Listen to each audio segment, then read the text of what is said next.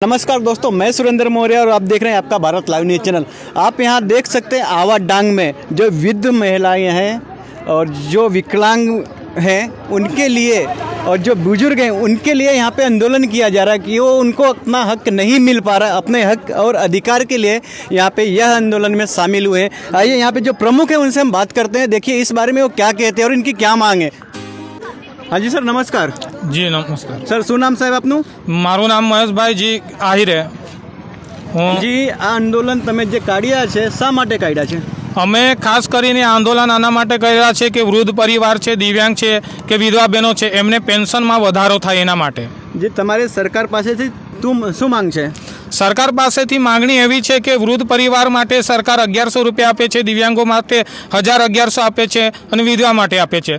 અમારું માગણીઓ છે કે એમનો વધારો થાય, 3,500-4 હજાર એમને પેન્શનમાં વધારો થવું જોઈએ, મળવું જોઈએ એમને, કેમ કે અહીંયા રોજગારી નથી, કોઈ જાતની સુખ સુવિધા નથી, એના કારણે લોકો ત્રાસી ગયેલા છે અને મોંઘવારીને સામે લડવા માટે 1,000 રૂપિયાના પેન્શનમાં જીવન ધોરણ નહીં ચાલે, તો અમારી એક જ માગણી છે એમની પેન્શન વધવી જોઈએ।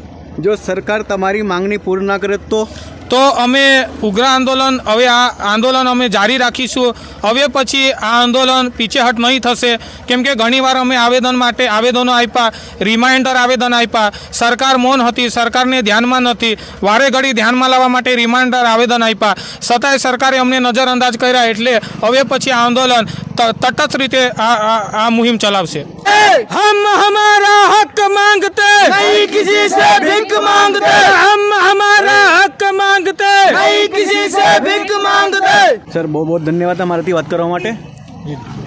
तो जैसे कि आप देख सकते हैं यहाँ पे भारी मात्रा में जो विधवाएं महिलाएं हैं, विकलांग जो है व्यक्ति हैं, उन अपनी इस सरकार से अपना मांग, अपना डिमांड के लिए देख सकते हैं भारी मात्रा में इस रैली में, पद यात्रा में शामिल हुए हैं।